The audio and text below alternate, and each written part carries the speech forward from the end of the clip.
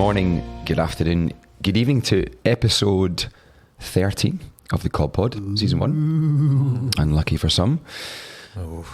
I look around the table. We're in a lovely wee annex at Podfather Sneads' house. It's absolutely brilliant. Having a wee glass of port, maybe some mince pies. First mince pie of the year for me, same as you guys. Locked one of the pod dogs outside. Yeah. Feeling first festive. Delicious, Sneedy. I don't know what's in that, but it is fantastic. The secret ingredient is drugs. Say again, Pete? Homemade, clearly. Oh, well, obviously, I'm in the foil wrapper. Those are not ash brownies. How's it's Sunday night then, Hello, guys. Twitter. It's Sunday night. How's everyone doing? How was the weekend? Oh, it's been not bad so far. We have stories to tell, axes to grind, but we'll get into that. Other than that, the 1st of December has passed. We can full send. It's festive season, gentlemen. It is. Spot on. I had our work Christmas do and got home at 3:30 on Friday morning. Standard. Saturday morning. I remember my first beer as well. Yes. I don't remember my last one though. A wee hello to the 12 pubs of Christmas team that I took place. Is that with Hobbit Ross? With Hobbit Ross. So 12 pubs, 12 pints, 45 minutes in each pub. Which is why my voice is maybe a tad croakier than usual. Yeah. Pete, what about you? Oh, 15 pubs. Of course. I wondered why you were looking so young. Wait, I had enough of that. Did you do a ceremony? But now you've got the coldest upper lip in Cobham, though. It was just like... Yeah, I'm prepared to put up with that, if I'm honest. Was there a ceremony? Did you do a wee ceremony? Did you mark it with something? Go on, talk us through it. A 21-gun salute. I'm horrified it's gone. Quite moving, but I was so relieved. It just itched and was driving me nuts. Yeah. Anyway, I did it. It's gone. Yeah. All of us. There's no moustaches left except for the Gruffalo's big beard over here. Yeah. I did a mime for you, Sneedy and Mick in the change rooms after rugby. You did. About what I was going to do. Yeah. Again, thank goodness that wasn't recorded. So here we are. It's episode 13. And we're going to change it up a little bit. We've got a brand new segment that we're going to look just a bit further out than just Cobham. So I'm very much looking forward to that. It's the statisticians. That's Thank easy you. for you to say, Mick. Thank you. Around the table, I've been working away to bring you a bit more insight to something a bit wider. So that's very exciting. Yeah, the boys in the lab have been crunching the numbers. Boom. But without further ado, we would like to, in the spirit of looking a bit wider, actually, we'd like to introduce our first guest today on the pod. I mean, listen to Looking this. a bit wider, he's the director of rugby of a club that's based up the road and lives like 10 minutes away from us. Exactly, but hold on, Blissy, listen to this. Listen to this, right. So this chap has had 400 games in charge of the club. He's been the director of rugby there for 20 years. He won the RFU Volunteer of the Year a few years ago and has been recognised in Cornwall for his contributions to the county, which is brilliant. So, guys, put your hands together. Please welcome Director of Rugby at London Cornish, Dickon Moon. Dickon. Hey guys, local legend. Yes. How are you, Dickon? I'm very good, and as you say, not so very far away from you guys. I am known to pop into Cobham's bar at the ground from time to time on my way home from various parts of the world. Fantastic, brilliant. Go on, give us a take on. Well, first of all, what a stint, 20-year stint. I'm sure there's been highs and lows, but give us a take on how is the season going so far at Cornish. Yeah, we seem to go through a sort of perennial lull at the start of the season where I don't know why, we just do. And seem to come good around Christmas and into the new year, and we seem to be going through the same again. I think the one thing I would say, though, is there is a difference in that it's much harder, and I know Billy Davison shares this view, to get players to commit to playing even 18 games in a season. It's much harder than it used to be, and so you have to have a much wider pool of players. So it's been slightly frustrating that we haven't been able to field anything like the side we'd like to field. but equally, it's quite exciting because, as you saw in yesterday's results, anybody can beat anybody because you kind of it's a bit of a lottery as to who can get who out. Really. Yeah. Dickon, can I just ask? I mean, you beat Leeds, fantastic result, 26-23, I think, yesterday. Talk us through it. What happened? Yeah, we some of you know Tony Pello, and we've had a real problem with front row this year. So we lost Tony to Isha, and then had to loan him back, and then he fractured his cheekbone like 2 games back, and we were without 10 front rows, so we actually had to get our tight head, who was on paternity leave, to come out of paternity leave to play for the first time. He was on the bench. Unfortunately, our hooker got a dead leg in the warm-up, and so Dave Theobald, who's our tight head, who's the longest serving captain in our history, actually came onto the pitch after about a quarter of an hour and had a fantastic effect. He really did make it very hard for them to get any really good clean ball. Leeds are a young side across the park. It was a brutal game. They suffered some very nasty injuries, and if they are listening, I do hope that the 2 lads in particular that got the nasty injuries are okay. But we played out of our skins, and I think we scored 4 tries to their 2. I think they rely very heavily on a kicker. It's quite interesting that as high as they are in the league, they've only got 2 try bonus points, and that wasn't lost on us.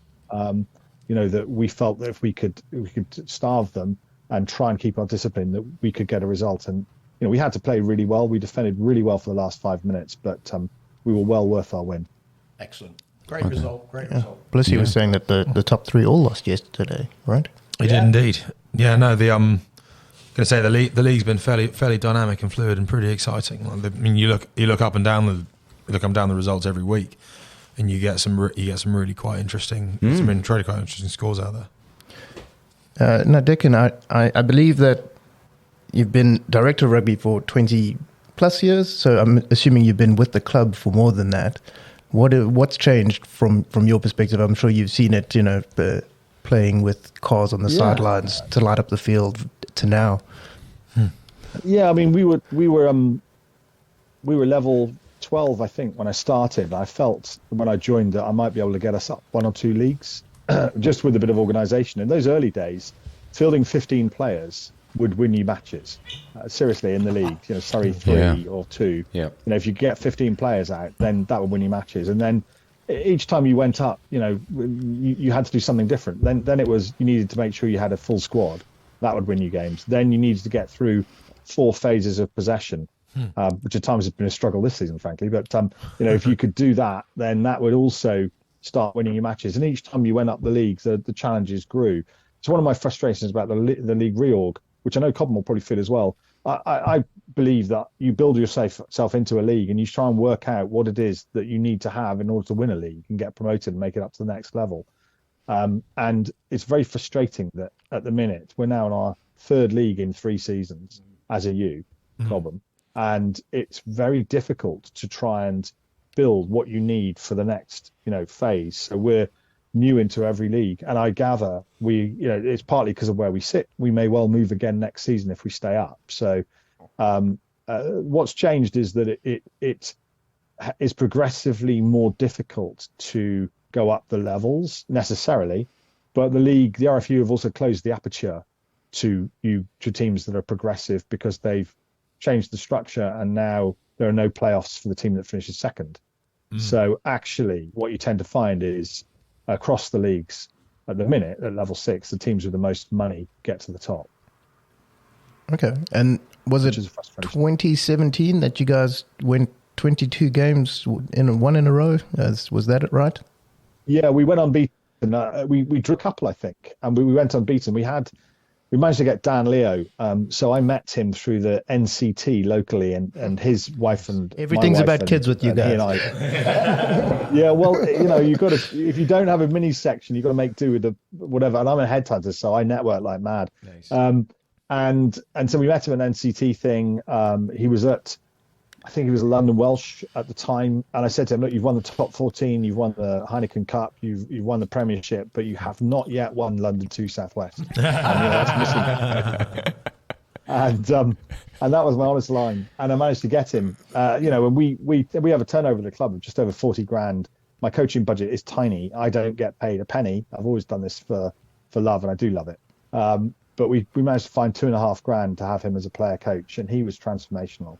Not just his play, because he only played, I think, 14 games for us that season, but his coaching and what he brought were just transformational. And I think we're still riding on the back of that some 3 or 4 seasons later with him now at the Queensland Reds in Super Rugby. So yeah, I know he did one of those 14 games. He did manage to turn out for Cobham. And speaking to the guys that were kind of unfortunate enough to get fed into that meat grinder, it was and it sounds like it wasn't particularly kind of the most fun, but I suppose what you could now put down as an experience for everyone. But yeah, Dickon, I was going to say, like, as we've kind of established, you've been at Cornish for a considerable amount of time. But I said I've been a fan of the pasty and candor tribute after a game at Cornish. In that week, that quite nice atmospheric shed that you guys had by Roehampton Cricket Club.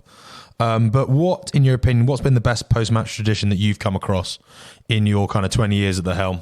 Like, who's had the best post-game setup outside of Roehampton CC with Tony Pello singing South Australia on a table? And why did you have double years today? Yeah. You were lucky he kept his clothes on for that as well. You've probably seen him in his pants, and that's enough to put anyone off their pasty. Or onto a pasty. I played a lot of my club rugby in Gloucestershire, and either Cornwall or Gloucestershire. So those are pretty earthy places to play. And I remember, I won't name the club just because I don't want to get libelled, but we were playing a team in Gloucester, and often, I played for Old Partisans, which is my old club, and we were regarded as a bit of a pen pushers kind of club, which wasn't fair, but that was the reputation we had. And I remember the opposition, a fight broke out, and in Gloucester in a rugby game. Yeah, well, exactly.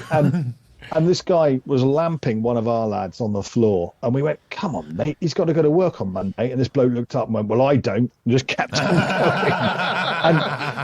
and it was that sort of a match. But afterwards, we went into the bar afterwards, and they served us the most exquisite curry with individual little chapatis, and all the plate was all sectioned into little bits of different curry, beautifully done. I mean, completely out of keeping with the club where we were, whose ground was a shithole, frankly, and whose facilities were nothing much. But the post-match meal was unbelievable, and the speeches that followed were also amazing. And I remember just coming out of there feeling very warm and thinking, this is what it's all about. You can read a club by all sorts of different ways, but if they serve you good post-match grub and they look after you in the bar, that goes miles for me. And I was very happy with that. Dickon, I just got one other question really.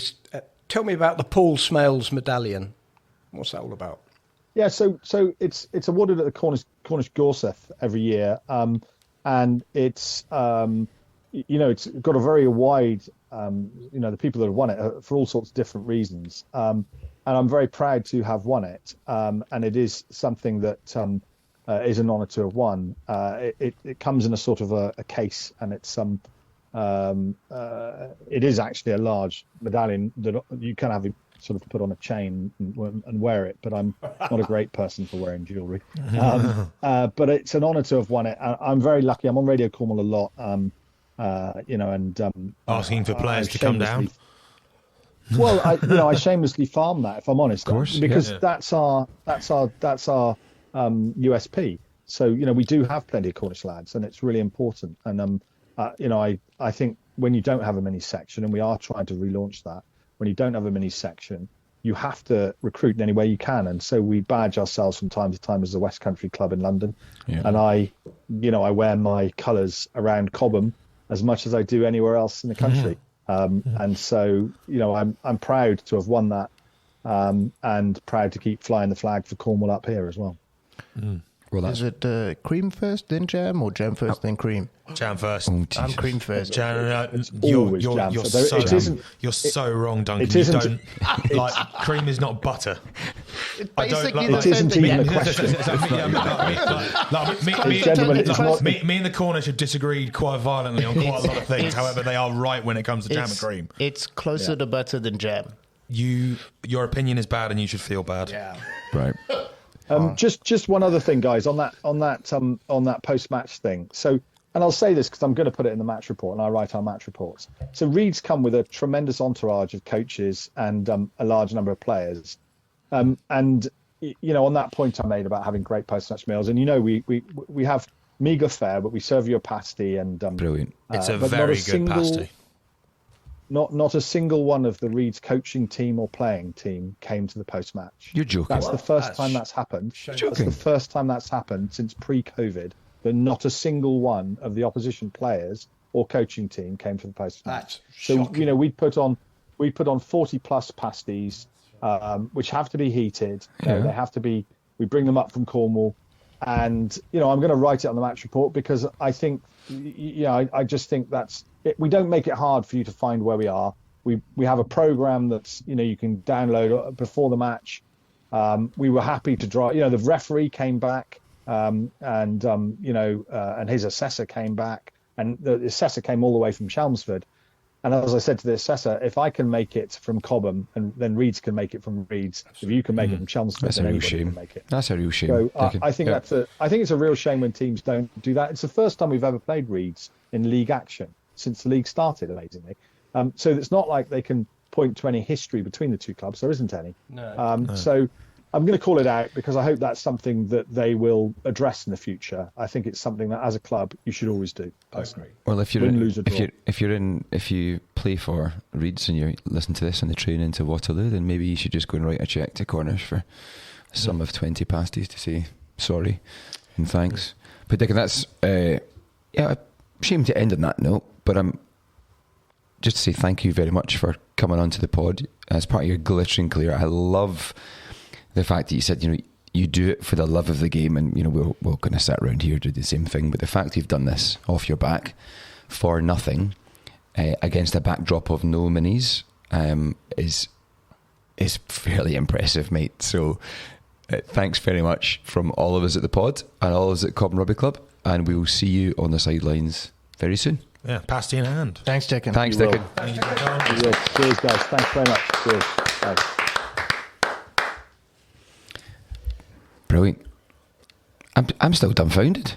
I had heard a rumour, but to hear it from Dickon there, that's pretty pure. Oh well, great guy. Rugby needs these sorts of folk, don't they? It's what Treads is all about. Boom, Treads. Should we just pause for a quick ad?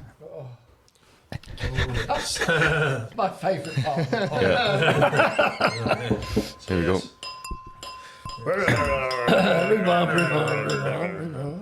Where Reeds? How's it, Pete? Fancy seeing you here. I'm very well, old sport. I believe it's my round. Yes, spelled Y-I-S. It is indeed. Your usual pint of brandy and coke. 2 pints of brandy and coke, please, Pete. Our game against Alderlanians was called off, so I'm right now absolutely starving for pints. Hello, boys. Oh, God.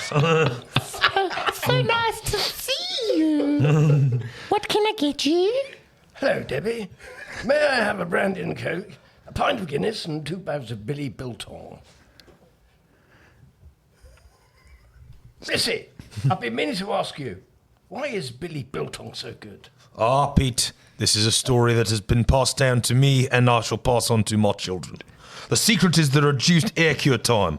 This ensures a fabulous moist taste packed full of flavour, unlike the extended air curing found in supermarket offerings. That is my furious grumble. The Gruffalo's furious grumble. Billy Tong's Biltong is the best choice for customers looking for a high-quality, protein-packed, delicious snack. Our Biltong is made from the finest cuts of meat and is cured to perfection using an aged-old South African recipe. It is. Try Billy Tong's Biltong today and taste the difference for yourself. To buy online, simply go to https://billytong.com/ or come down to Cobham Rugby Club Bar. I'll tell you what, guys. My kids, between them, smashed like a half a kilo bag just this afternoon as a snack. And they visibly grew 5 feet. Well, yeah. Oh my word. That was lovely. Well done. That was delicious and smooth. Let's focus internal. The Cobham Review. The Cobham Review. It's the Cobham Review. First 15 Why games. is our only sound effects like wine glasses? No, don't answer that question. Go on, Use Blissy. what you have. Talk us through the first 15 game. How did it go? Well. Was it tough? Oh, it was very tough. It was tough. My God. I think my highlight of the entire experience was seeing Jake McQuaid like leverage himself out of his car, having driven 2.5 hours from Ferring, to basically be told that the ref is over there on the verge of calling the game off. Because the pitches were frozen, guys, and we didn't play. Yeah, well. Us and OAs both sitting on 5 for 5. I think they were a point ahead of us before the game. Big mid-table clash. Called off, unfortunately, because it got colder overnight, which was weird. And imagine that. Blame it on the weatherman. That the sun went down and it got colder. Just I for one was I'm not good at redder science. than normal. I'm not a meteorologist, but guys, that happened. Yeah, that's a shame. Yeah. So no first team game. What happens then? Do we They share the hightail it. spoils, or do we play again? Postponed. Postponed. Okay. We are going to rearrange, and I hope we do what we did against Belsize Park last year, Go on. where we basically have a double header, where we just rearrange it for the weekend before, so we play them twice in a row. Because that was actually quite fun last time. We won both games, which is why it was a big reason why it was fun. Okay. But, I hope we have them back to back, because it's quite a nice little novelty thing. Well, that's a shame. It was called off. But what about the twos and over at home? Some of the ones hightailed it back and went to go indeed. Bomb squad. the bomb squad. The twos. 7-2 split. Yeah. 7-1. 7-2 split. To be fair, like 7-10 split. Yeah, Really yeah. good. Yeah, no. it was. Pete, you were there, weren't you? I was there. I watched it. I had about 9 layers on. It was It was chill. very, very cold. And no moustache. That Very must have been. cold. Made all the difference not having that. Go on, talk us through the game. So, Podfather Snead, Julian and Andrew Cobb in the front row. 150 A lot of experience. years there. of experience in the front row. Yeah. Cracking game of rugby, got to be said. And kind of went both ways. I mean, it was back and forth. Lead changes hands, and then we lost it in the last minute of the game, I think. So the conversion went over, and that was it, end of game, 29-33. But great entertainment. And just looking at the rest of that league, I think Farnham, we're still top. Let me just say that. We're still top of that league. Yeah. Put everyone's nerves to rest. But Farnham have won 6 from 6. They played 2 less games than we have, so who knows how that'll turn out. But cracking game of rugby. Really, really enjoyed it. Brilliant. Me and Ian did our best. Podfather Snead, did you get a run out? Not well. Yeah. Did he get it? Did he get a run out? Yeah. He absolutely did. With me, I passed it to him once. It was great. Was it? I bet you he didn't pass it to anyone else. Actually, no. Podfather Snead got an assist. Podfather Snead gave it to Corbin Sherrington, who was playing outside centre because there were no backs. He just ran off with it on his 18-year-old legs straight out of uni and just scored a try. And I was like, that's experience there. Ian meant that. Ian, what do you call a magician who's lost his magic? Well done. Ian Snead.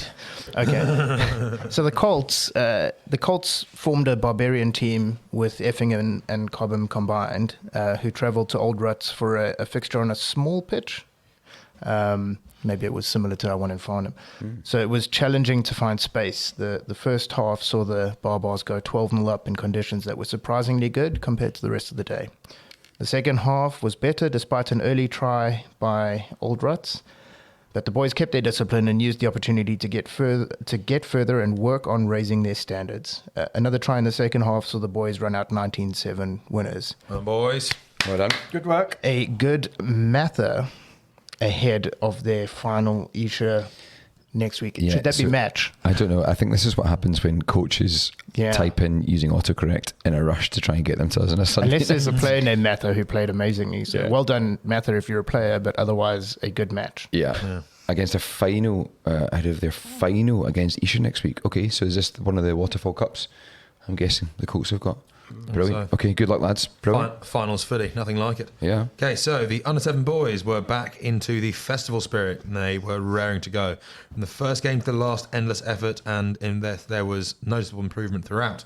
The best team effort saw 10 tackles in a row by Hugo, George, Isaac and Freddie. Relentless, lads. Keep going.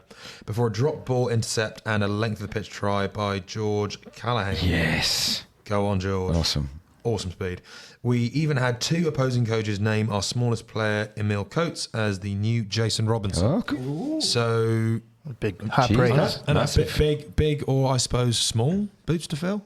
I don't know. It's high praise. Yeah, it is very high praise. Special mention to the kids such as Harry Craddock, James Newman, Max Conway, Freddie Curtis, Isaac Hildyard and Tristan Tregertha that filled in when teams were lacking players to play extra games. Well done, boys. Sneedy, I recognise none of those names for the vets, so we need to get them. Yeah, with a name On like the field. Tristan Tregertha, that could be Cornish. Potentially. They love a tre, don't they? I do. All right. It's gone. Or Trevelyan. Right, so under 10 and 11 girls, a cracking morning as part of the Braemar Festival at Cobham alongside the under 11s minis teams. Cobham started well and got stronger, playing Old Ruts, Wimbledon, then a nice tasty game versus Reeds to end the day. It got fairly physical. The girls loved it, apparently. Maybe stepped over the line rules-wise a few times. It was Reeds, it says here. I'm not quite sure what that means. Shout out to Addy, it means captain it was today, Reeds. and unstoppable at times. Well done, Addy. So the under 10 boys had a festival at Reeds. Great morning of rugby, some tough games and cold conditions, but all games played in the right spirit. Some great tackling and amazing handling on display. Big shout out to Charlie Midwell Bates, Robbie and Jago Crannock. That's another Crannock. Yeah, more Right, credit. another Crannock, Yeah. right, note yourself. In team 2 for a great blend of brawn and brains. Sounds familiar. Oscar Sneed. It mentions Oscar Sneed here. Let's get him across. Let's get him over. Yeah, Oscar Sneed, Noah Turner, and Isaac Boma in Team 3 for putting in the big hits, and Oliver Jones, Edward Nish, Nish's boy, and Archie Pettigan for dazzling performance. And a special shout out for Lewis West for a coast to coast, just to drop the ball inches before the try line. But a great performance in all games. Some great names in there. Well done, under 10 boys. Well done. The under 11 boys welcomed 28 teams to the Braemar Home Festival. Cobham put out 3 teams, and a couple of our teams had soft starts against a very tough Dorking opposition. See, I used it as. See what I did there. The teams then came back. To dork or not to dork? That is the question. I don't think anyone noticed, Duncan. See what I did there. The teams then came back strong, showing some true guts and making the coaches proud against Chobham, Wimbledon, and old relegations. Shout out to Tom Clementson for some Lomu-esque runs down the wing for Team 2, Jake McGlashan for tireless and dominant tackling on Team 1, and the whole of Team 3 for chopping down some giant oversized trees from Kings. Good. Massive thanks to those who organised, especially Deaf Alex, Bex, and Jennifer, the Minis Festival Secretary. Festival's Fixtures Secretary. That was tough, sorry. Special shout out from the mailbag to the parents from under 14s who helped with the parking, which is always a bit of a pain to organise. Yeah, just to add some colour onto that. It's an important piece of 320 kids on site today. Wow. We think 800 in total. That's a lot of latties. So well done to the folks behind the bar for keeping them fed and watered. Caffeinated. But yeah, it's quite a slick piece of work putting something that size on. So well done. Right. So the under 12 boys were split between Old Ruts and Battersea. The Old Ruts matches were played at a real pace, coming up against some massive and fast opposition.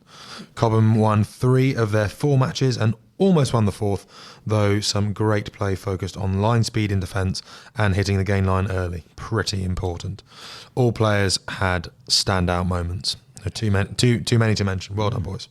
Excellent. So youth rugby, under 14 girls drew 22-22 with the combined Guildford and Camberley side. Gilberley. Gibberley. I got it. I just worked it out. Good. Bit slow there. Sorry about that. The highlight was a 5-minute defensive set on our own try line where every Cobham player put in a shift and kept them out.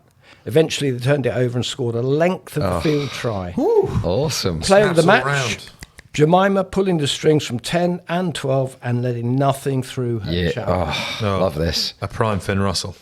Brilliant. Under 16 boys won their Surrey final versus Guildfordians. Oh, well done, lads. Well done, boys. Excellent. 48-24 as well. That's quite a scoreline. 48-24. Good game with some standout play from Gabriel at number 8.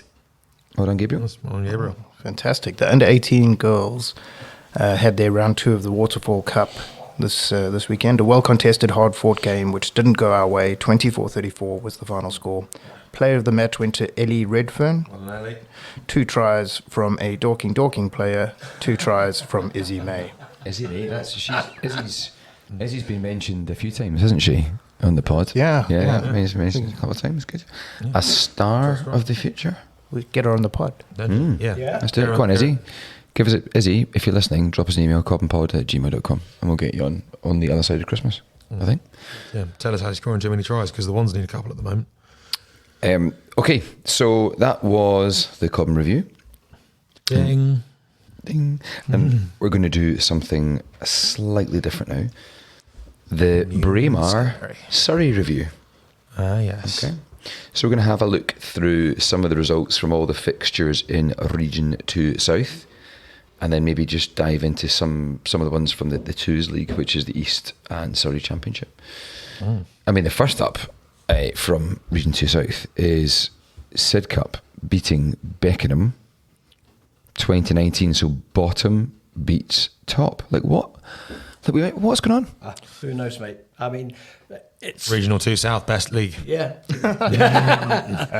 It's all over the place, this league at the moment. Yeah. You know? It's just, I don't know. Seems anyone can beat anyone, which is, that's fantastic, isn't it? Yeah. So league positions, not really everything at the moment. If that can happen, anything can happen, can't Exactly. it? And then we've already talked about Cornish beat Reeds. 26-23. Yeah.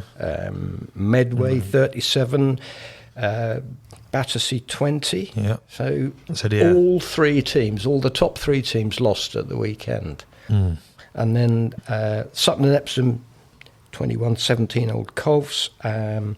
And Regation's won away at Gravesend 17-25. So they've popped up to 3rd place now. Have they? Yeah. All right, okay. They have. I said it's a fluid league. I mean, I think kind of the result that's going to be most kind of significant for us is obviously going to be Battersea Medway as we travel there next week. I mean, the Medway had a rocky start, and you might have thought that this isn't going to be your granddad's Medway that we all know, but in the last couple of weeks they seem to have really come good. They do, don't and they? Yeah, and then Medway is a difficult place to go. Always a big crowd, always a big performance. Didn't they get promoted a couple of seasons ago? They did. They have come straight back down from Nat 3. Yeah. Okay. So there was going to be a load of turnover and disruption, I think, at the start of the season. Fair enough. Yeah, they appear to have really steadied the ship, and it's going to be a big trip with a fun bus on the way over there next week. Oh, look at the look in Duncan's eyes when you mentioned the fun bus. Doug Rodman, if you're listening, there will be a bus and it will be fun. So, where is Medway? Naked Doug. It is out Kent way. So, it's on the Thames Estuary, I think, isn't it? Medway? It is. You've got Gillingham and Rochester and Medway. Exactly. But then I think kind of the other result that I'd kind of pick out of there, obviously kind of Sidcup, bottom beating top is the one that a lot of people are going to talk about. But brilliant, well done, Sidcup. Sutton and Epsom against Old Coves. Sutton and Epsom put on a really good performance to beat us at home, I thought. And it's I mean in a league where the results are very dynamic and anyone can turn up and beat anyone, I think they're they're being kind of worryingly consistent with how they're turning out. Just imagine what that's going to do. So if you're just put yourself in a South Cup player's shoes, you're at the bottom of the table. You've been, trying your best, giving it beans, and then you take a scalp. What's that? I'd love to see what they do next week. Yeah. Lose by 40. Ouch. Yeah. And then we saw obviously Cobham, the twos played against Battersea, and we narrowly lost. Heartbreak. But Vandals beat Roslin. So what does that mean for Cobham? Still top. Nice. File them on our tails. Okay. If they fulfil their fixtures, they're 6 from 6 at the moment, unbeaten. So all other games postponed. Yeah, they were. All of them. Again, Farnham didn't play. It gets cold at night. What? Expert witness at the end of the table there. Yeah, God, man, science is weird. Brilliant. Okay, what about just looking outside of Surrey then, into the old rugby review? Is there anything outside of Surrey? Who knows? First things first, we got a letter from a Mr. Tam Cowan with his feedback on the Gloucester-Leicester match report. What was that, Pete? So first of all, TC, thanks very much for the feedback. It was just a WhatsApp post in the Vets group, so I actually feel slightly the need to defend my description of the Gloucester-Leicester game. I thought it was a pretty rubbish game. TC, in his own words, thought it was a classic cup game.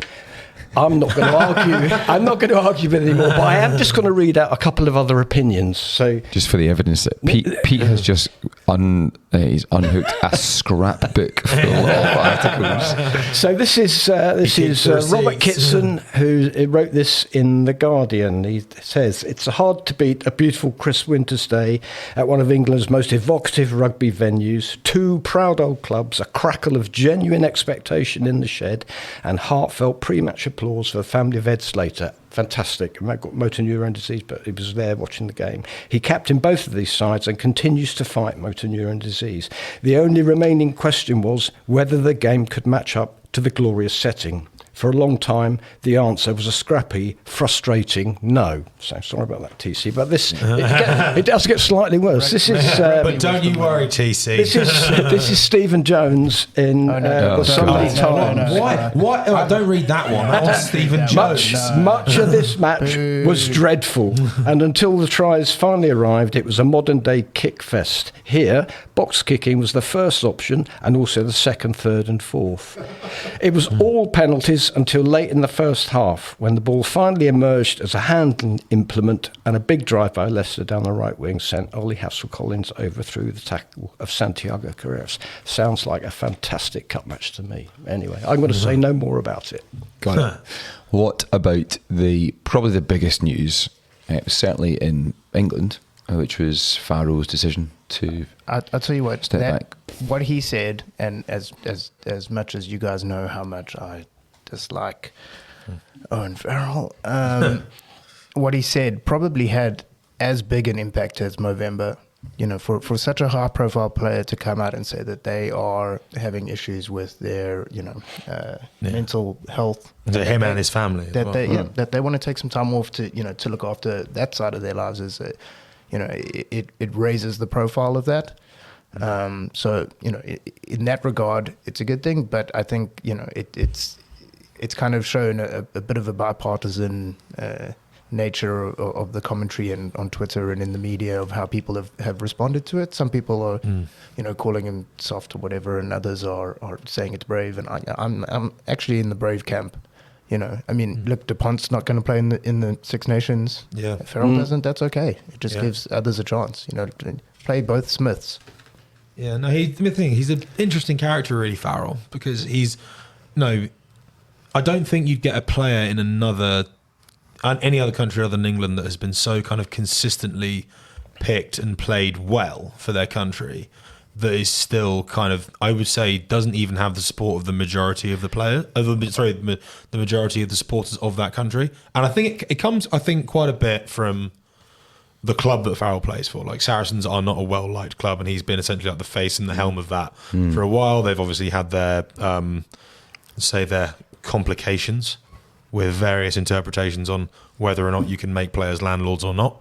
But yeah, I think a lot of that has spilt over because obviously kind of England aren't a particularly liked international body either. So you get kind of the fact that he's at the helm of a not particularly liked nation, whilst he also doesn't have kind of the full support of the nation that he is helming. I mean, and with social media and constant scrutiny by the media is eventually going to take its toll. And I think it's taken out. I've done. They need to prove. Yeah, there's two things to this. One, that when you take Farrell out of a team, the team inherently does worse. Yeah, like he brings so much to the team in terms of cohesion and just his understanding of the game.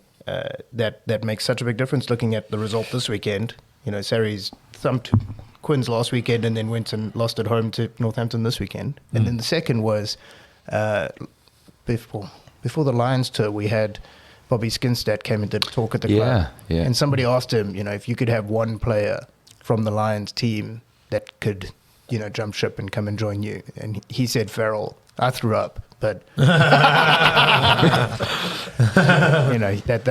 was his comment. Yeah. So it pains me. I just think is it courageous or is he soft? I think actually he's not soft. No. Sorry, making that decision. He's going to crash through the windshield. Making that decision, knowing that there would be a lot of negative criticism, makes the decision even braver, in my view. He's lining himself up. He's sticking his chin out for people to hit, and he's done it anyway for himself and his family. And I full marks him. He's tackling mental health awareness right in the head with his arms down by his side. He's standing up tall and tackling mental health head on. Upright.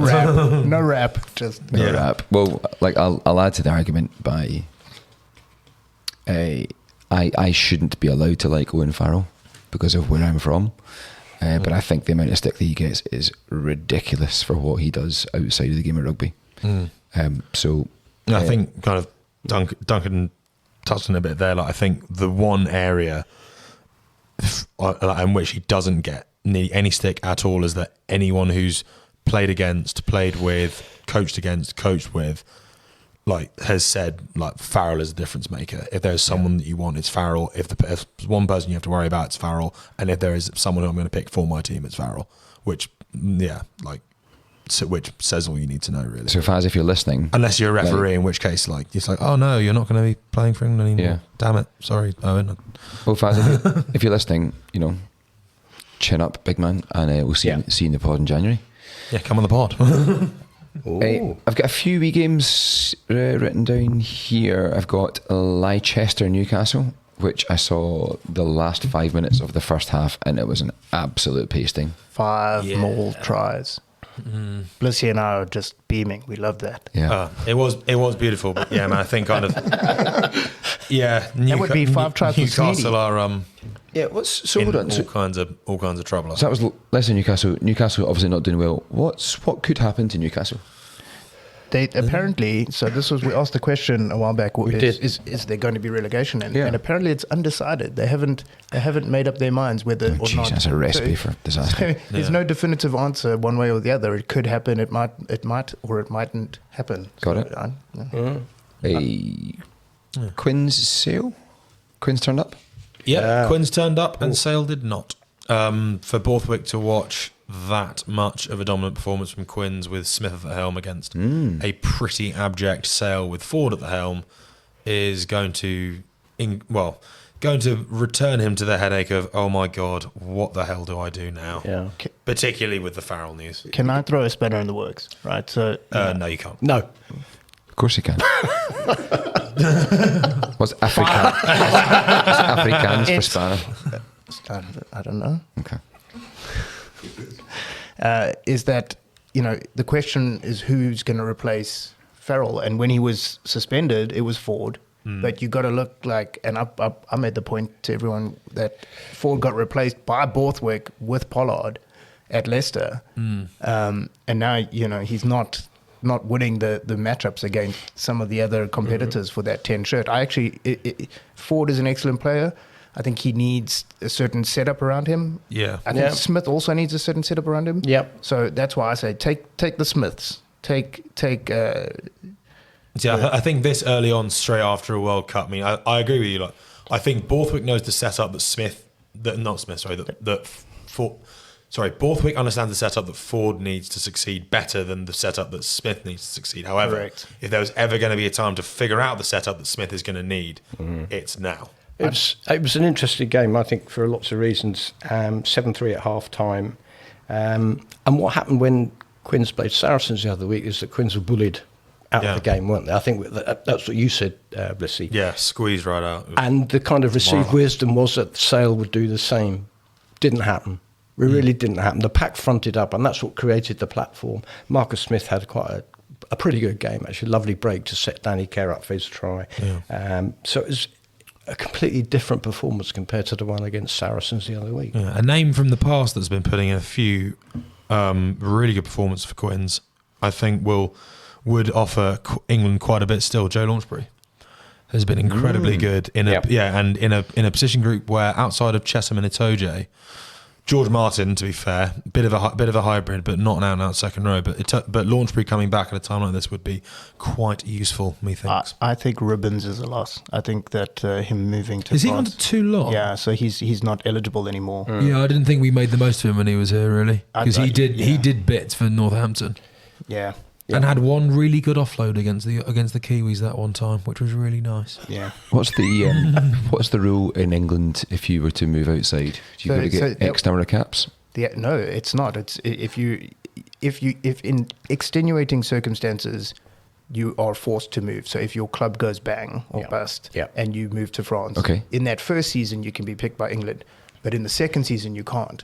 So whilst they picked what's his face for the World Cup, Willis, for the World Cup, they can't pick him now. And interesting. So the big thing will be to see if Farrell goes to Japan, if Itoje goes to France, whether England go, okay, we're going to have to have a Ghetto rule, and it's going to be the Itoje rule. Yeah. Whatever caps he's on now, that's the caps you need to get to play for England. Yeah, love it. I think that's just sensible. Like, especially the financial situation that a lot of Premiership teams are in now, like players are just going to start factoring in, like, I want my rent to be paid month on month, and I know that's going to happen if I play for a club that's financially secure, like in France or Japan. You can't ask them to put so much at risk, say in England, just for the off chance of playing for England. Yeah, you look at the Kiwis; they give their players sabbaticals. Which I think is a great thing. Like you reward them, go have a year away. Are there any rules with the box with the overseas players? Or are you just like, if you're good, we'll play. You'll play. There was a point, and just before Rassie came back, but just before Rassie started, and he came back and said, I want to do away with the overseas rules. I want to be able to pick anybody, let these guys go earn a living, let them go and play their rugby. When they're with us, we'll teach them how we want them to play, and let them showcase their stuff. Let them go and learn, and then come back to us. And I don't understand why you would want to, unless the Prem has some sort of say in it. I don't understand why you would want to keep all your players in your home country. The received logic is to preserve, essentially, kind of keep the best English players in England so that they're competitive with, like, in the Champions Cup and whatnot. But you're running out of teams to field them. Well, genuinely, and also, like, with the new salary cap rules, most of the English players still play in England, which makes the teams competitive, but not challenging kind of the top tier, because they need the money to bring in more international players on top of that. And so, while at the moment the Prem isn't in that, like, kind of position to compete at that level, let the teams, let the players travel, let them learn, let them go. That rule hamstrings English rugby. It prevents us picking the best players that are available to England, because we've created this ridiculous artificial rule that says if you play in France, you can't play for England unless you're extenuating. There was that crazy. There was that little section where Armitage got European Player of the year, and then the next year Nick Abdom. Nick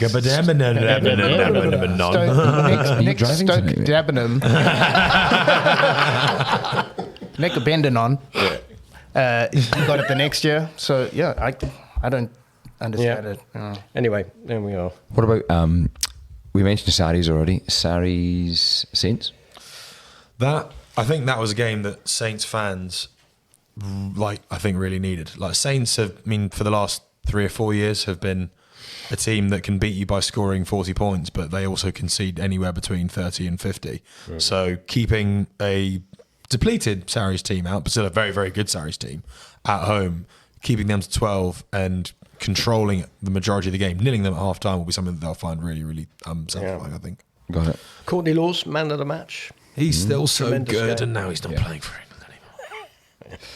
All right. 2 points separate the top 5, which is insane. Oh, amazing. Love that bit of insight. Was that in the spreadsheet again? Prem Best League. Keep Well done, mate.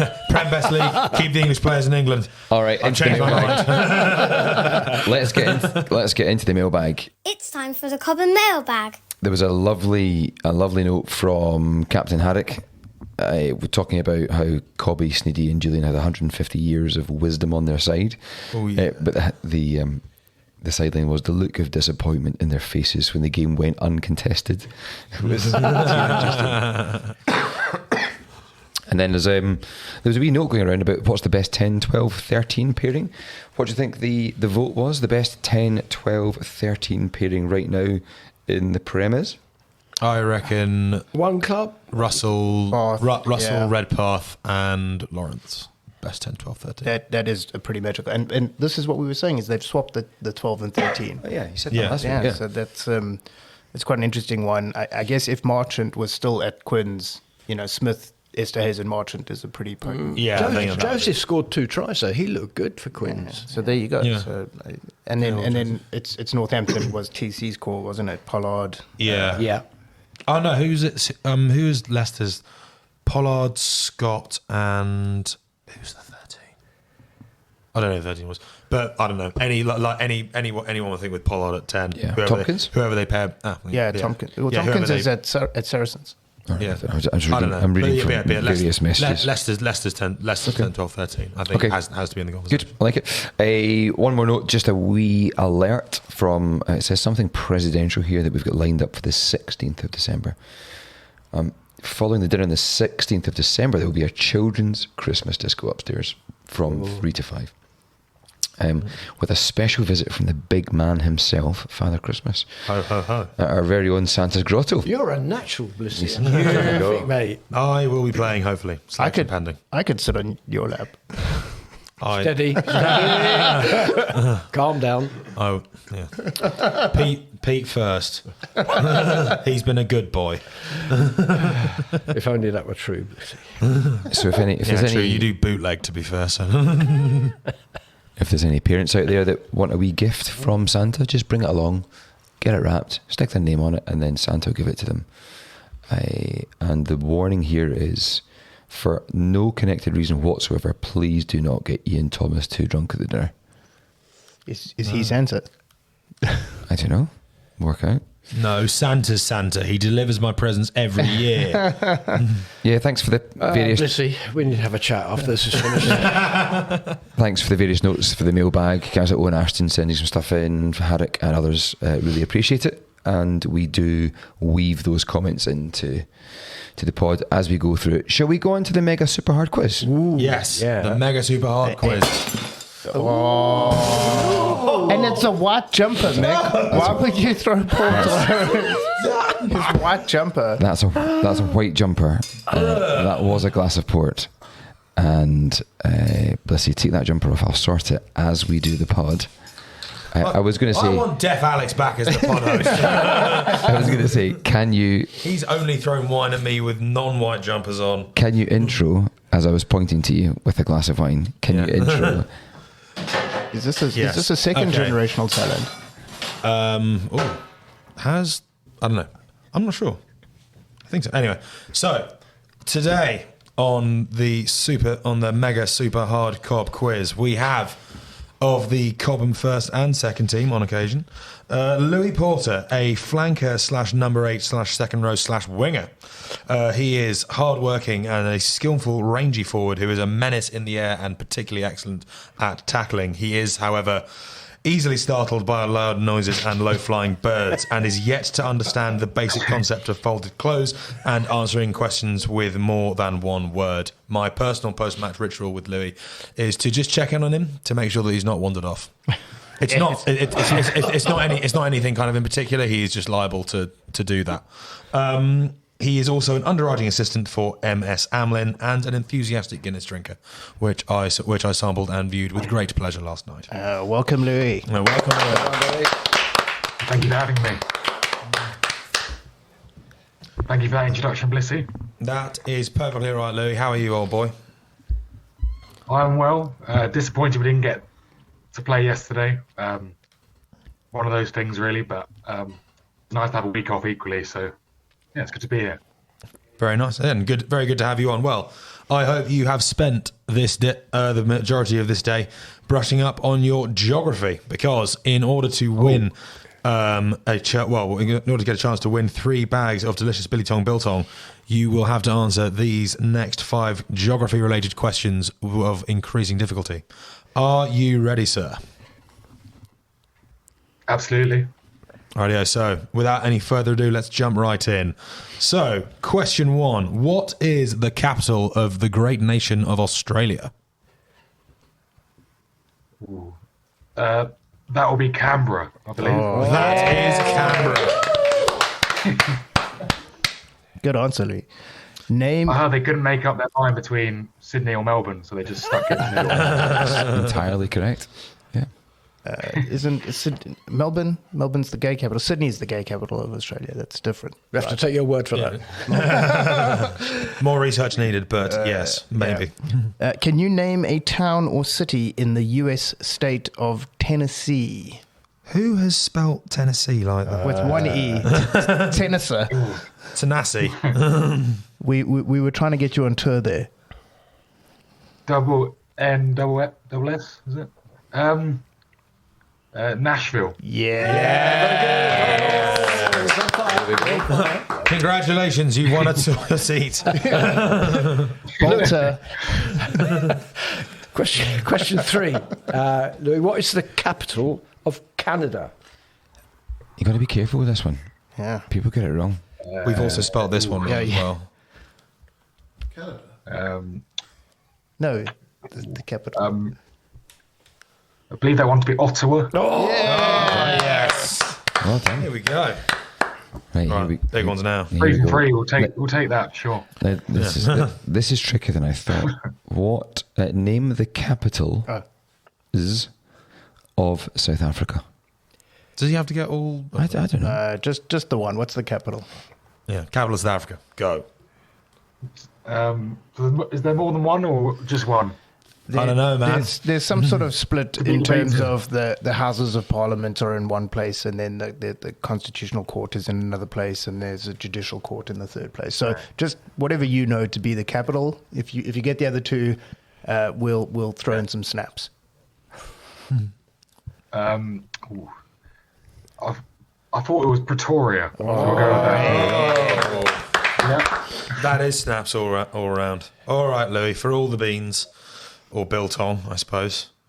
In which UK city would you find the River Clyde? Absolutely cracking place. Disregard that, Louis. Might have to forego the biltong here.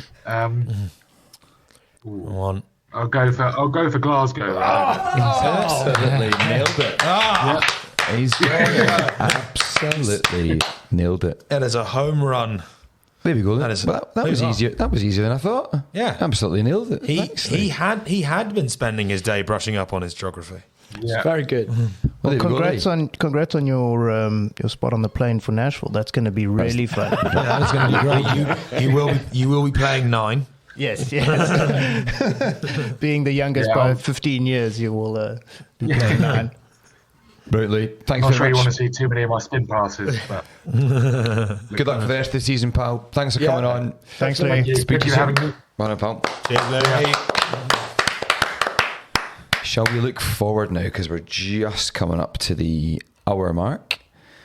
What have we got? We've got the Vets fixture on the 15th of December, which I had previously said was going to be Sutton and Epsom, who've pulled out due to Christmas parties. That cup match will be rescheduled. Because none of us have Christmas parties to go to. I can't even remember mine. Was it Friday? Friday. But the game will still go ahead. We will be likely be playing Vandals on Friday the 15th. Right, so please good. do still come down to the club and support the All-Stars. Excellent. And of course, there's the lunch, the Christmas lunch on the 16th December, the day after. So you can just sleep at the club on that at night. Yeah. Yeah. Sleep at the club and just roll in. I believe you call it as a cowling.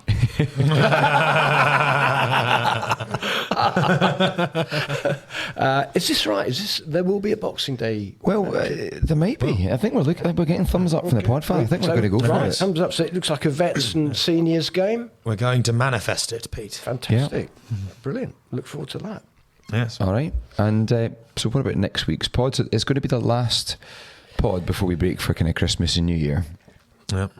Because it's been a journey and it's taken its toll, hasn't it? There's a lot there's a lot of work that goes in behind the scenes to this. And There is. But next week's going to be really interesting. We're going to have Nick Grecian and Paul Burnell on. So Nick is the CEO of London Cornish, and he spent a bit of time in the centre for Scotland. And speaking of top of the table beating bottom of the table, London Cornish beat Ealing yesterday. Oofed. Is that right? Yeah. Right. So Nick Gresham will probably still be drunk. Boom. And Paul won the Grand Slam, I think, with Scotland back in the 90s. Is that right? And he was 1990, yeah. he was a Lion in a bit further on, 93. 93. Yeah, British Lion. they're reigning Five Nations champions, aren't they? Reigning, undisputed king of, King of the Sorry, not off, yeah. And we're going to have a wee party, a wee Secret Santa party as well. So be sure to dial in, and we'll get those festivities into your ears. But I think that's us for the day, guys. Blissy, I'm really sorry about your jumper. I'll sort that out shortly. Well, no, I did. We did say this after. It's the 13th podcast, isn't it? Oh, there you go. You didn't get any on the table. It's like it all just went onto Blissy. Yeah. To be fair, it was mixed glass. There wasn't much left. 13th, no game, ruined jumper. Brilliant. Louis didn't even get a question wrong in the quiz. Worst weekend ever. Half of us are in NFL jumpers here. Yeah. Oh, true. Except your team's good and my team's terrible at the moment. So, Well, thanks very much, Duncan. Thanks, pal. Yeah. pal. Thanks very much for having me. Good luck with what's to come. Oh no. Yes. Pete, have a cracker. Thank you. Mark Marieve. This has been a Mark Marieve production. Thanks, pal. I know you've had a dodgy back and you've been lugging kit to get here. So again, above and beyond from producer Mark. And Podfather Sneed, well played at the weekend, leading from the front. And from all of us, have a cracker. Bye. Bye for now. Rugby is the winner!